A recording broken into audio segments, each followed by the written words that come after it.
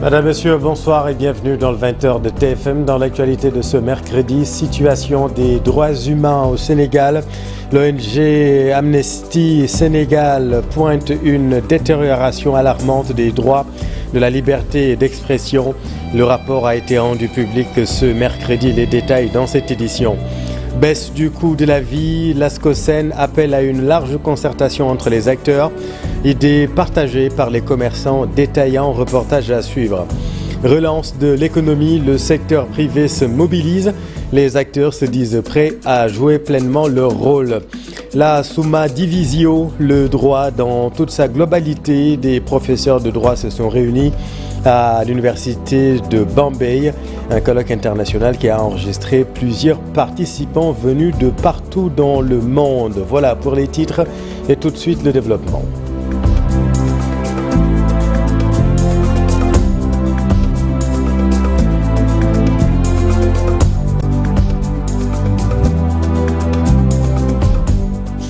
Mais d'abord, l'inquiétude à Rufisque, un pêcheur du nom de Gora Ngom est porté disparu depuis hier. Sa pirogue a été heurtée par un navire avec des conteneurs disparus en pleine mer. Mamadou Dioptioune, coordinateur du comité national dialogue social, est interrogé par notre équipe à Rufisque. Ce qui se passe en mer, c'est la présence d'un navire qui a heurté une pirogue avec des conteneurs disparus pour le moment, et qui ne s'est pas arrêté, qui n'a pas respecté les normes de secours, qui ne l'a pas secouru, qui n'a pas secouru une personne en danger, et qui est dans nos eaux sans réaction aucune. Et je pense que les services sont déjà à notre disposition pour essayer de repérer ce bateau, de l'identifier, de le ramener à quai et de l'arraisonner. C'est un crime lèse-majesté. Et nous savons que la surveillance a tous ces appareils braqués depuis sa cartographie de radar, pour identifier le navire avec son VMS qui ne s'est pas éteint. Alors il est facile donc de localiser cette pirogue, mais de localiser ce bateau et de le ramener à quai. Et nous déplorons la disparition aujourd'hui d'un garçon du nom de Gora Ngom. Disparu pour le moment, on ne sait pas. Mais si on est à le découvrir mort, on parlera de mort, mais on parlons du jargon disparu. C'était avant-hier nuit, donc hier. On a déclaré toute la journée des déployés de recherche et qui n'ont pas encore abouti. Mais ce qui est sûr, c'est que Gora est resté disparu. Le blogueur et activiste guinéen Djibril Adjil Silla risque l'expulsion. L'annonce a été faite par son avocat, Maître Amadou Ali Kane. Adjil Silla a été reconnu coupable par le tribunal de grande instance de Dakar pour séjour irrégulier au Sénégal. Maître Amadou Ali Kane revient sur les décisions du juge lors de son procès. Adjil Silla est un blogueur guinéen. C'est quelqu'un qui est très critique vis-à-vis du pouvoir en place là-bas. Il avait même fait la prison en Guinée et dès qu'il est sorti, il a fui son pays pour venir ici au Sénégal avec sa famille. Et il y a quelques jours, peu avant la fête de Korité, un homme d'affaires guinéen a déposé une plainte contre lui pour diffamation et injure publique. Il a été convoqué au commissariat de la cybercriminalité. Il a été entendu et parallèlement à cette plainte, le parquet a ouvert une procédure pénale pour séjour irrégulier au Sénégal. Et finalement, la plainte pour diffamation n'a pas été suivie. Elle a été classée sans suite. Alors, en pareil cas, l'individu ne passe pas devant la chambre d'accusation. Ce n'est pas la même procédure que l'extradition. Donc, dès que le procureur général donne son accord, la personne peut être remise par la police sénégalaise et à la police guinéenne. Alors, aujourd'hui, nous attirons l'attention des autorités sénégalaises, de tous ceux qui ont le pouvoir d'agir, sur le fait qu'il est interdit de refouler quelqu'un vers un pays où il risque la torture, vers un pays où il pourrait risquer la peine de mort. L'autre grand titre de cette édition, le rapport annuel de Amnesty International, des atteintes aux libertés, des arrestations, emprisonnements arbitraires et des Sénégalais morts en exerçant leurs droits constitutionnels. C'est entre autres ce qu'a constaté Amnesty International. Le rapport fait aussi état des droits de l'enfance et de l'autorité parentale partagée. Dissa Prera, Amadouba.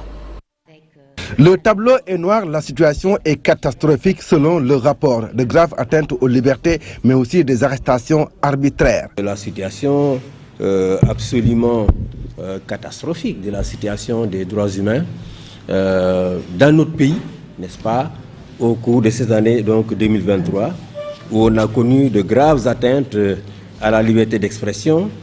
On a la liberté d'expression, n'est-ce pas, la liberté également des réunions pacifiques, n'est-ce pas, beaucoup de détentions arbitraires, de défenseurs des droits humains, de journalistes. Le rapport fait aussi état des bavures policières. Sidi Gassama et ses camarades déplorent le recours excessif à la force et l'absence d'enquête ouverte. Au mois de février 2024, où on a eu 4 morts à la suite des manifestations liées au report des élections, on peut dire qu'il y a plus de 60 personnes qui ont quand même perdu la vie pendant les manifestations au Sénégal, du fait de l'usage excessif de la force par la police et la gendarmerie. C'est que face à des manifestants qui avaient des pierres, on a vu quand même des membres de forces de sécurité, on a vu des nervis à leur côté parfois tirer sur des manifestants et les tuer. Au-delà de ces constats, le rapport a recensé plus de 100 000 enfants talibés dans les rues de Dakar. Il a aussi été question de l'autorité parentale partagée, des droits de l'enfant et du relèvement de l'âge de mariage pour les jeunes filles. Merci Dissa. Dans l'actualité également, baisse du coût de la vie, des concertations avec tous les acteurs, plaidoyer des commerçants détaillants et l'ASCOSEN. Pour nos deux interlocuteurs, les agents contrôleurs doivent être appuyés par des volontaires mais aussi des agents assermentés tels que la police pour faciliter le suivi de la baisse des prix. Rapportage Aminata Mbarisso et Alun Diagne. La baisse du coût de la vie, une des mesures attendues par les ménages sénégalais après l'élection du président Bassirou Diomaye Faye, des réformes qui nécessitent de larges concertations avec l'ensemble des acteurs. Élargir l'assiette des produits de première nécessité et qui devront être administrés, c'est-à-dire ajouter la viande, le poisson, les pâtes, la tomate, le savon, etc. Même le thon, parce que vous voyez aujourd'hui beaucoup de gens vivent en utilisant le pain d'on comme aliment de base particulièrement. Et je pense que tout cela permettra de pouvoir maîtriser les prix. Momar Ndaw plaide pour un renforcement des moyens destinés au contrôle des prix une fois sur le marché. Compte tenu du fait que le nombre de contrôleurs était assez faible, parce qu'il fallait compter à peu près aux environs de 300 agents pour le ministère, nous avions demandé à l'État de recruter des jeunes qu'on a appelés les volontaires de la consommation. Il faut que maintenant ces jeunes soient aussi orientés vers le contrôle.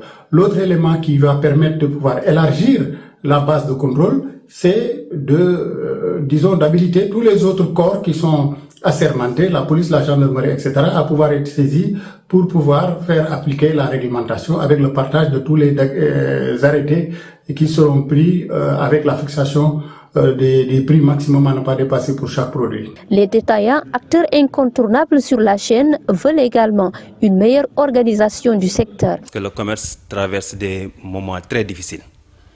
Et c'est dommage qu'à chaque fois qu'on parle de commerce, on passe au prix. C'est important, mais le secteur a besoin des gens, un ministre qui essaie de le développer. Parce que nous, en tant que les détaillants, nous assistons à des gens qui sont découragés et qui ne se voient plus sur ce secteur. En ce qui concerne les prix, la seule chose que nous proposons, c'est que M. le Président de la République nous reçoive, parce que d'habitude on nous reçoit mais on ne nous écoute pas. Ou même si on nous écoute, on n'applique pas nos propositions. J'ai vu qu'il a reçu le secteur privé, mais le secteur privé est beaucoup plus large que ça. Nous, association ABDS, nous demandons qu'il nous reçoive et qu'on puisse discuter ensemble pour faciliter la diminution des produits. Sous le régime du président Macky Sall, des mesures pour une baisse des prix avaient été opérées sur certains produits de première nécessité. Ces mesures avaient occasionné le recrutement de plusieurs volontaires pour le contrôle des prix sur le marché. Et quant à la relance de l'économie, le secteur privé se mobilise après la rencontre avec le gouvernement. Les acteurs se disent prêts à jouer pleinement leur rôle. Cher Diop. Le secteur privé féminin n'a pas été convoqué hier lors de l'audience du président Bassirou Diomaye Faye accordée aux hommes du même secteur. Pas du tout frustrés, toutefois, elles exigent une réorganisation du secteur privé sénégalais. Nous n'avons pas été invités, cela ne nous a pas posé de problème parce que le président Bassirou Diomaye Faye et son équipe viennent d'arriver. Donc, ils ne peuvent qu'appliquer ce qu'ils ont trouvé. Ils ont trouvé une liste de soi-disant membres du patronat. J'ai dit soi-disant parce qu'il y a beaucoup de sociétés, il y a beaucoup de membres de ces patronats qui n'ont pas de société, qui n'ont pas d'entreprise, donc qui n'ont plus d'activité.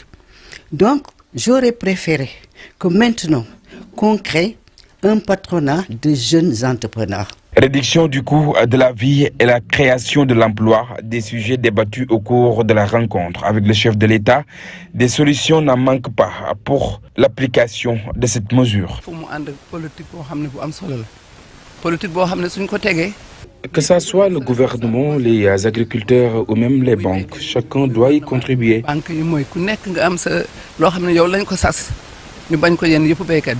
Ce qu'il faut faire, c'est réduire les prix, par évidence, que les prix soient accessibles au peuple.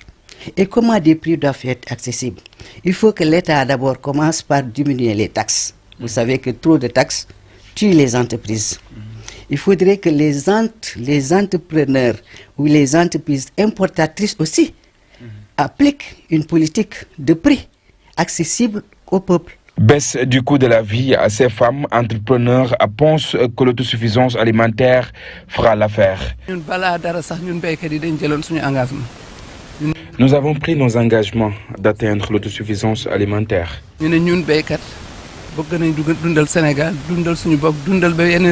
Intensifier l'agriculture, intensifier la culture du riz et maintenant libérer l'importation en attendant de produire.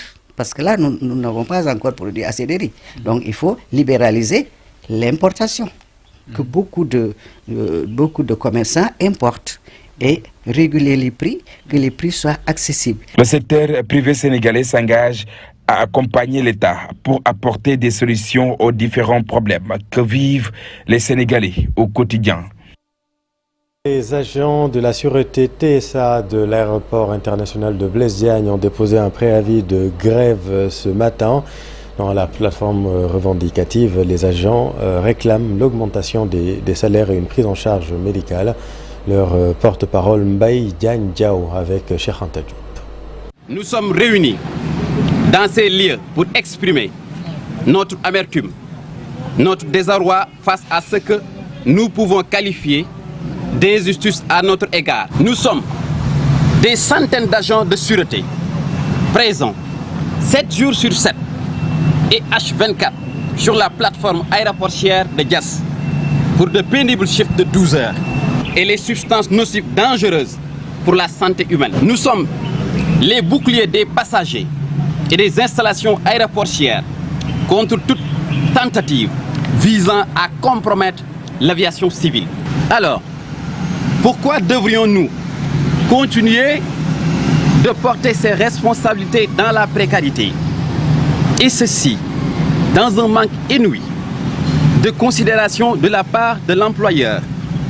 TSA, qui ne respecte aucun de nos droits, nous pousse, nous jeunes, pères et mères de famille, à demander auprès de notre hiérarchie une grande considération sur tous les plans. Par conséquent, nous réclamons une harmonisation de nos salaires, l'octroi d'une prime de risque, d'une indemnité de sécurité aérienne appelée ISA et d'une prime de prudence pour les chauffeurs, la revalorisation conséquente de l'indemnité de logement, mise en place d'un comité d'hygiène et de sécurité tel que prévu par le Code du travail avec un médecin de travail et une couverture de l'assurance maladie à 100% pour tous les agents. Dans la poursuite de notre logique, nous comptons rencontrer les autorités de tutelle, en l'occurrence le ministre des Transports aériens et des infrastructures aéroportières, M. Malik Ndiaye, pour une solution finale et définitive à nos conditions. Autre chose, déficit d'infrastructures de base à Djubo, un quartier de la commune de Keur Massar Nord. Les habitants sont préoccupés par l'insécurité et l'insalubrité chronique dans ce quartier. C'est un reportage de Aminata Ba.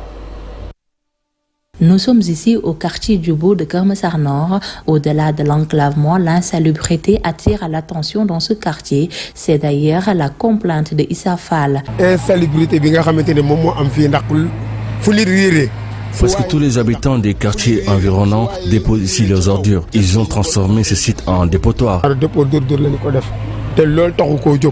Dans ce quartier de Keur Massar Nord, les bâtiments abandonnés, le bassin de rétention inachevé et le défaut d'éclairage public favorisent l'insécurité. À cause des fortes inondations que nous avons vécues en 2019, les autorités avaient décidé d'aménager ici un bassin de rétention, mais les travaux peinent à avancer. Donc cette zone est devenue un lieu de refuge et c'est ce qui favorise l'insécurité ici parce qu'il n'y a pas de lampadaire. Baye, habitant du quartier, déplore l'absence d'infrastructures de base. Il n'y a rien dans ce quartier. Nous n'avons pas de pharmacie, ni de poste de santé, encore moins de routes goudronnées. Nous n'avons que des boutiques. Tous ces manquements dans cette zone sont liés à un mauvais découpage administratif, selon Ami Diop, présidente du quartier Djubo. Les maires de Keur Massar, depuis le mandat de Moustapha Mbang, disent que ce quartier est sur leur territoire communal, mais ils n'ont rien investi ici. Plus de considération et d'investissement, c'est l'attente des habitants de Djubo de la part des autorités locales et étatiques. Merci Aminata. Allons maintenant dans le nord, zoom sur le travail des allo-taxis, un métier très risqué. Chaque jour, des chauffeurs sont arrêtés. La dernière arrestation en date est celle de 9 chauffeurs hier à Saint-Louis. Dans la vieille ville, on compte plus de 300 chauffeurs allo-taxi. Pourquoi les jeunes choisissent ce métier? Élément de réponse dans ce reportage de Ousseynou Diop et Abib Sek. Les voitures à Dakar sont à l'arrêt depuis quelques jours. Ces chauffeurs sont au chômage à cause des problèmes qu'ils ont rencontrés mercredi dernier avec la police. Suleiman Li faisait partie des chauffeurs arrêtés. Selon lui, il sera difficile pour les centaines de pères de famille d'abandonner ce travail. Nous travaillons pour nourrir nos familles, c'est juste ça. Donc aujourd'hui, l'État doit nous accompagner. Nous sommes des chauffeurs, mais nous ne pouvons pas avoir de licence. C'est pourquoi on fait la navette entre Saint-Louis et Dakar pour nourrir nos familles. Pour ces chauffeurs, ils nourrissent chaque jour des centaines de personnes. Ils sont conscients qu'ils travaillent dans l'irrégularité, mais demandent au gouvernement de réorganiser le secteur. Soit clair, nous on fait un système de clando qui est valable partout dans le monde. Si on doit se battre, qu'on nous trouve un allègement, qu'on nous trouve quelque chose, parce que ce n'est pas demain qu'on va laisser les particuliers. Que l'on soit bien clair, on va continuer à nous enfermer en prison comme ils l'ont toujours fait. Et on va toujours être là. Parce qu'on n'a pas autre chose à faire. On ne va pas voler, on n'a pas autre chose à faire.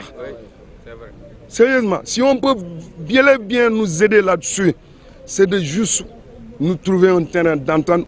Pour ce responsable d'une agence de voyage, l'État doit aujourd'hui revoir la situation des chauffeurs de allo-taxi pour permettre aux centaines de jeunes qui sont dans l'irrégularité de se conformer aux lois du pays. Il n'y a plus de licence de taxi à Saint-Louis.